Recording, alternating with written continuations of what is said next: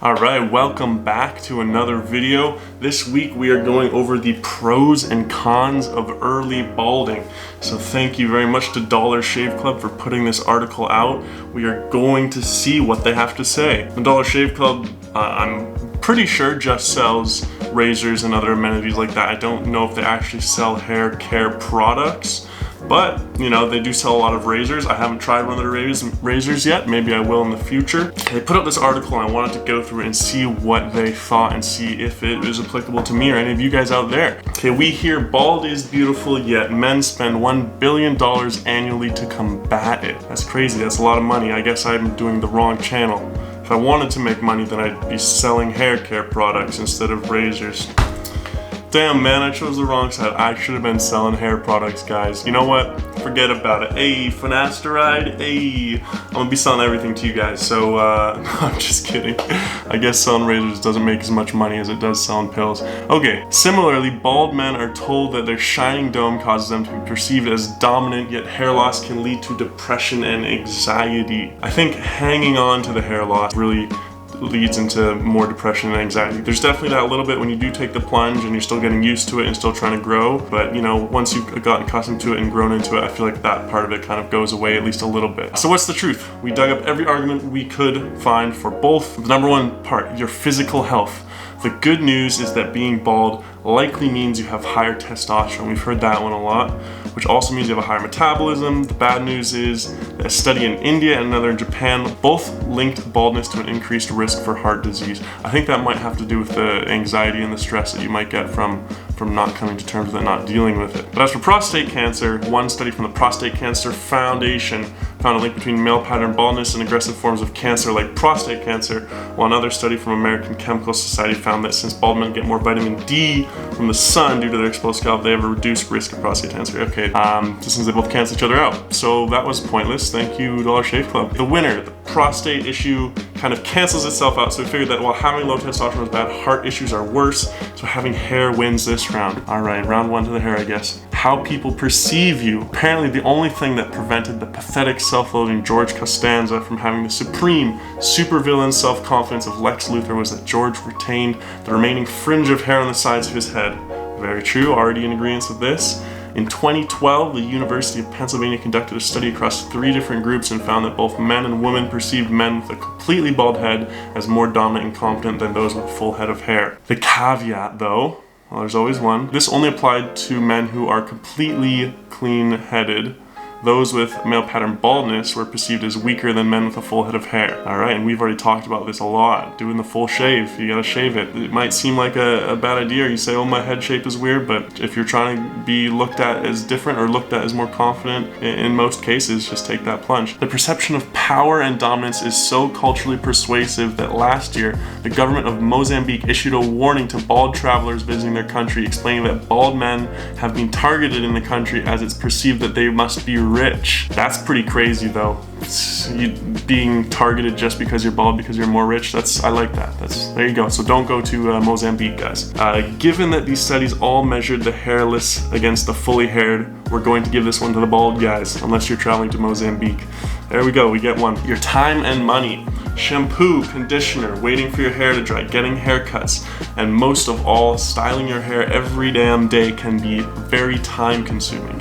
So just not having to deal with any of that can obviously save you some time. You're also likely to save about $60 each month on hair care products. Okay, now I didn't use even close to that much when I had hair. I guess it goes person to person, but if you're balding and you're trying to, you know, work with what little hair you have, that is probably very expensive and it might be a better option just to shave it. So the winner is assuming you're balding gracefully and not spending your time and money on baldness remedies. Let's give this to the bald guys. Self-esteem.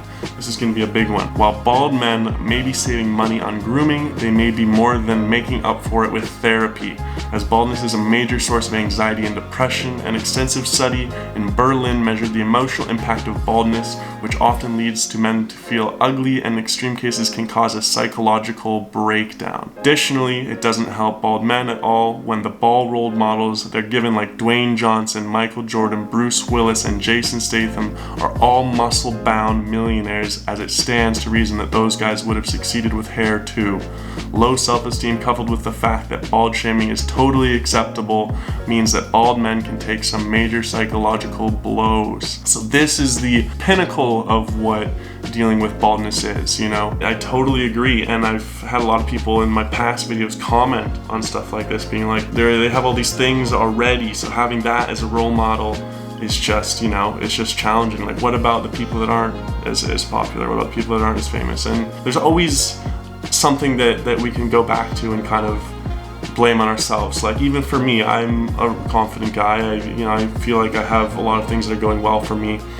But even I, catch myself comparing to, other more successful people. I'd be like, where would I be if this was this, and where would I be if that was that? And, but like whenever I have those thoughts, I realize that doing that is not going to change anything for me. Like there's things that aren't said that are obvious to everyone.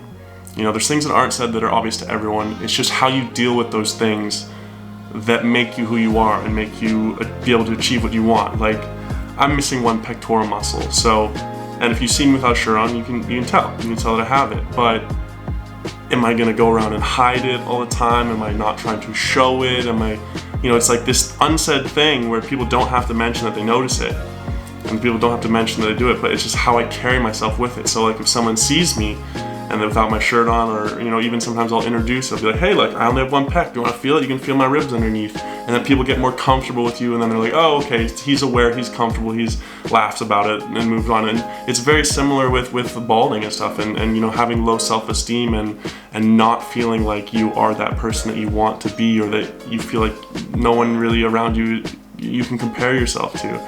It's about dealing with those unspoken things as if you were in control of them, as if you're comfortable and confident with them.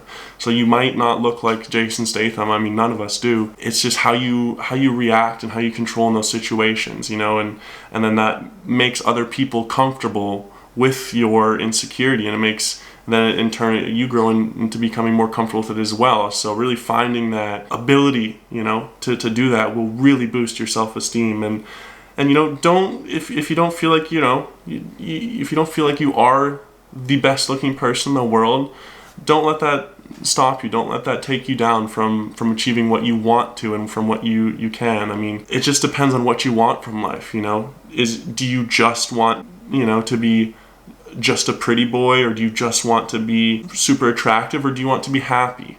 Do you want to be happy and healthy? And those things are a lot more important and should be a lot more focused on than being super hot, good looking, every girl wants you. It'll take time, and I don't think I'm even at that point yet where I've come to terms with that or fought with it or battle with it. But being able to grow your self-esteem and being comfortable with yourself, those things are all possible. So while Dollorshave Club does say that it is hard, you can do it. It is possible. Okay, next one. Wow, that was a long interlude. I'm sorry, guys. How attractive you are. As this is the area everyone's most worried about, we dug in real deep on this one, online of course. It's very easy to find any article or even scientific study to prove that bald is beautiful. But is it? Like, really? But don't fret, bald men of the world. At least you look extremely dominant.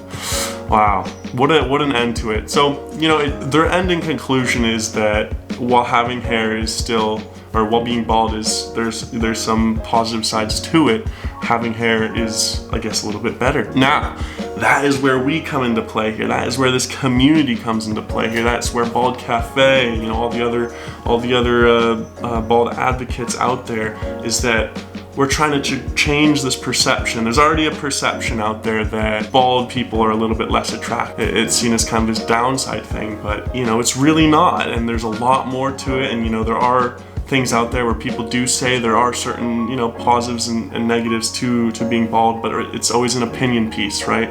And so with opinion pieces, we can change that. And as a community, you know, we can go out there and be proud and rep the bald heads and change this movement or change this way of thinking. Or it's only projected in that kind of culture where it's seen as some sort of bad thing. So we as a culture can grow and change that to becoming more accepting and become more proud of it. And we already see it happening, you know.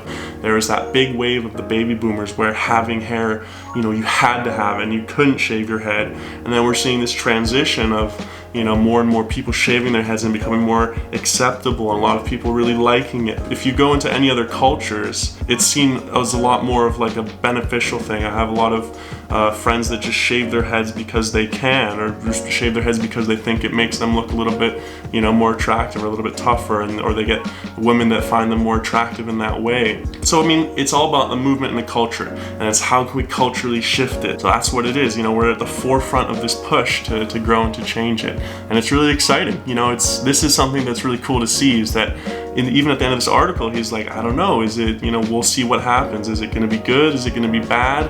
What's going to happen? And our community are going to grow and change the way that people think about it. So I'm really, really excited. This was an interesting article, putting a lot of different points. You know, it was a bit of an opinion piece, but you know, I at the end of the day, I liked it. There's a lot of really good information that came from it. Thank you guys very much. I'm really curious about what you guys think about this article. I'll post it in the description down below, so go ahead and read it and then leave me a comment on what you guys think about it. I'd love to hear what you guys think. It'd be really good. Anyway, till next time, I'll see you guys.